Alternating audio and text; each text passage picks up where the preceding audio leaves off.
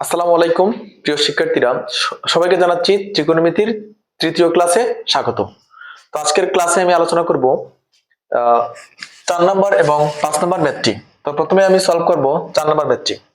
তো মনে রাখবা প্রিয় শিক্ষার্থীরা, এই ধরনের ম্যাথ সলভ করতে হলে প্রথমত প্রশ্ন পড়ে সঠিকভাবে চিত্রটা আঁকাতে হবে। তুমি যদি চিত্রটা আঁকাতে পারো তাহলে মানে এই যে অন্যান্য যে জায়গাগুলো আছে এগুলো হচ্ছে টোটালি কিন্তু ক্যালকুলেশন। তো আমরা প্রথমত একটু প্রশ্নটা পড়ি, তারপর আমরা চিত্রটা আঁকাই। যে এবিসি সমকোণী ত্রিভুজের, একটু খেয়াল করো সবাই, যে এবিসি সমকোণী ত্রিভুজের, এটা অবশ্যই একটি সমকোণী ত্রিভুজ। এজন্য আমি সমকোণী ত্রিভুজটা আগে থেকেই এঁকে রেখেছি। এবিসি সমকোণী ত্রিভুজের কোণ সি সমকোণ। তার মানে আমরা জানি এই যে এই কোণটা অবশ্যই সমকোণ, তার মানে এটা অবশ্যই সি লিখতে হবে, কারণ এখানে বলাই আছে যে কোণ সি সমকোণ। আর বলা আছে এখানে এবি ইকুয়াল টু 13 সেন্টিমিটার এবং বিসি ইকুয়াল টু 12 সেন্টিমিটার এবং কোণ এবিসি হচ্ছে থেটা। ফলে sine theta, cos theta, tan theta এর মান নির্ণয় করো। মনে রাখবা এই যে সাইনের সাথে যে থেটা আছে বা কসের সাথে যে থেটা আছে, তো ট্যানের সাথে যে থেটা আছে, এগুলো অবশ্যই সূক্ষ্মকোণ। এই যে আমাদের থেটা যে এটা অবশ্যই কি সূক্ষ্মকোণ।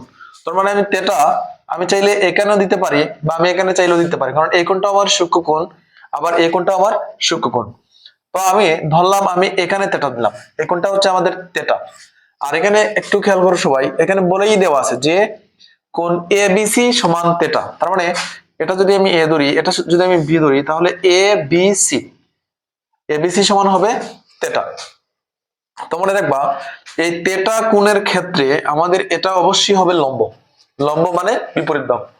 আর এটা যদি লম্ব হয় তাহলে এটা ভূমি হবে, আর এটা হবে আমাদের অতিভুজ।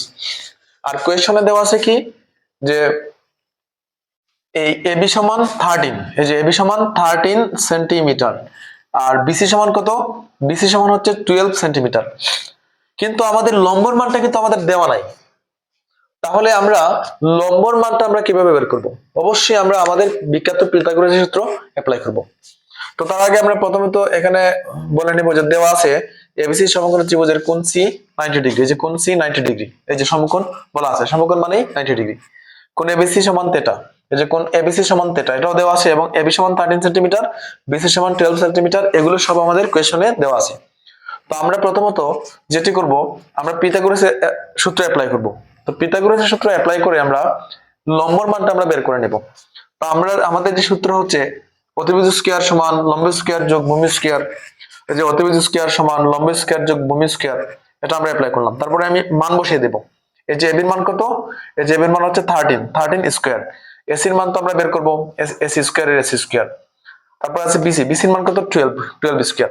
তো 13 স্কয়ার মানে 13 স্কয়ার মানে 13 দুইবার যদি আমরা গুণ করি হবে 169 এস স্কয়ার এস স্কয়ার। আর আমরা যদি 12 দুইবার গুণ করি হবে 144। তো প্লাস 144 কে আমরা যদি পক্ষান্তর করি হবে এটা মাইনাস 144। আর 169 থেকে 144 যদি আমরা বিয়োগ করি এটা হবে 25। আর যেহেতু আমরা এখন স্কয়ার কাটবো, স্কয়ার কাটলে আমরা উভয় পক্ষে আমরা বর্গমূল করে দেব, মানে উভয় পক্ষে আমরা রুট করব।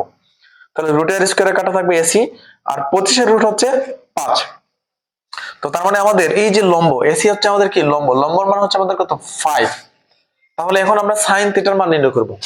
তো সাইন থিটার যে ছন্দ আছে আমাদের, যে সাগরে লবণ আছে, সাগরে লবণ আছে, তো দ্বন্দ্ব সমানে সাইন থিটা, আর ল মানে লম্ব।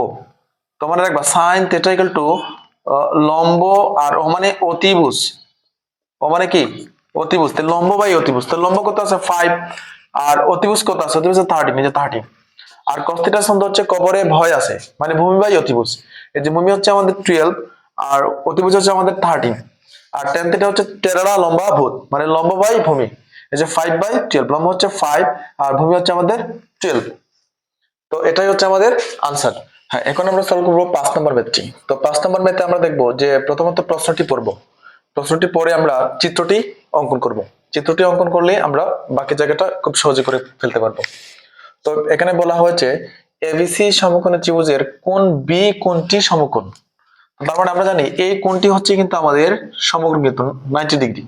তো এটার নাম অবশ্যই বি দিতে হবে। কেন বি দিতে হবে? অবশ্যই কারণ এই যে এখানে বলা হয়েছে কোণ বি কোণটি সমকোণ, বি কোণটি সমকোণ। আর এবিসি সমকোণী ত্রিভুজের কোণ বি কোণটি সমকোণ tan a equal to √3 হলে। আর আমি আগের ক্লাসেও বলেছি যে এই যে tan এর সাথে যে কোণটি থাকবে বা sin এর সাথে যে কোণটি থাকবে এটা অবশ্যই আমাদের সূক্ষ্মকোণ। তার মানে এটি হচ্ছে এ হচ্ছে আমাদের কি অবশ্যই সূক্ষ্মকোণ। এই যে আমি এটা এ লিখবো, যেটা হচ্ছে আমার সূক্ষ্মকোণ, আর এটাও কিন্তু আমার সূক্ষ্মকোণ। আমি চাইলে কিন্তু এটা এখানেও লিখতে পারবো। তোমরা দেখবা আমি যদি উপরে এ লিখি তাহলে এ কোণের বিপরীত বাহু হবে এটা, মানে এবি হবে আমাদের লম্ব। কিন্তু আমি যেহেতু এটা এখানে লিখলাম, তাহলে তার মানে এ কোণের এই যে বিপরীত বাহু এটা হবে আমাদের মূলত লম্ব, লম্ব অথবা বিপরীত বাহু। মানে আমরা রাখবো সবসময় সূক্ষ্মকোণের বিপরীত বাহুটা হবে আমাদের লম্ব, আর সূক্ষ্মকোণটা আমরা পাবো কোথা থেকে, যেখান থেকে। তো তার মানে এ কোণের বিপরীত বাহু হচ্ছে আমাদের লম্ব, তাহলে এটা এ বি, আর এখানে অবশ্যই আমাদের সি দিতে হবে। তাহলে এবিসি সমকোণী ত্রিভুজের, এই যে এবিসি সমকোণী ত্রিভুজের কোণ বি কোণটি সমকোণ, এই যে বি কোণটি হচ্ছে সমকোণ, আর টেন এ, আর এ মানে হচ্ছে আমাদের সূক্ষ্মকোণ।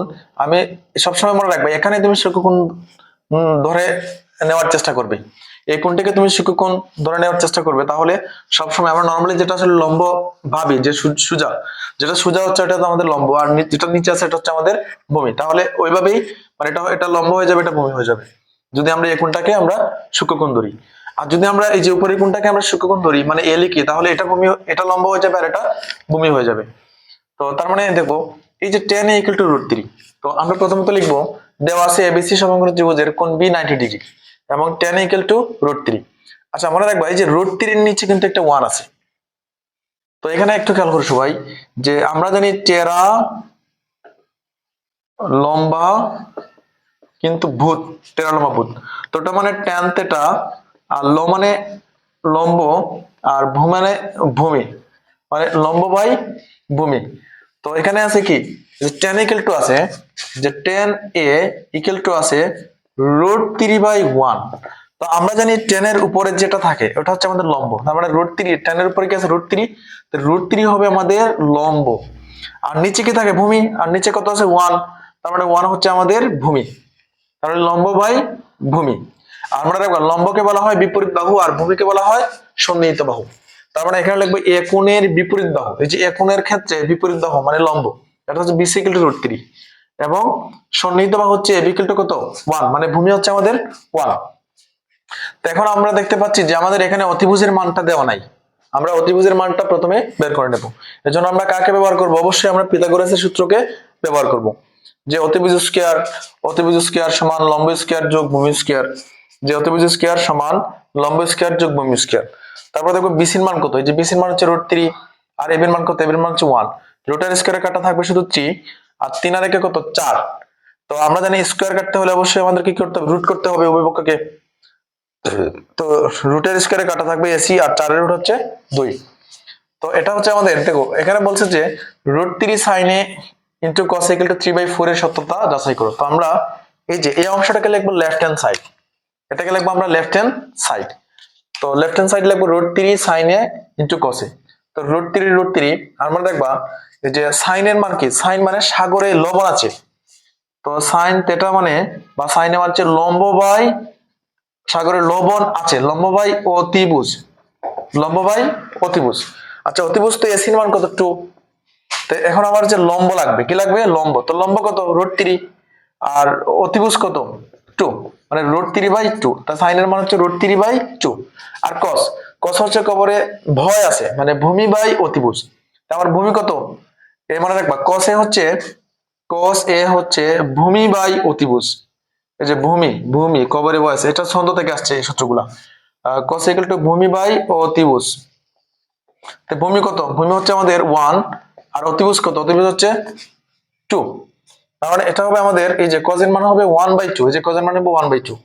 তাহলে √3 গুণ করলে কি হয়, √3 স্কয়ার আর 2 2 4, রুটের স্কয়ারে কাটা শুধু থাকবে 3। এটা হচ্ছে আমাদের রাইট হ্যান্ড সাইড। সুতরাং লেফট হ্যান্ড সাইড সমান রাইট হ্যান্ড সাইড, যে রাইট হ্যান্ড সাইড হচ্ছে আমাদের 3/4, এখানে আমাদের 3/4 আসছে। সুতরাং সত্যতা যাচাই করা হলো। ধন্যবাদ সবাইকে।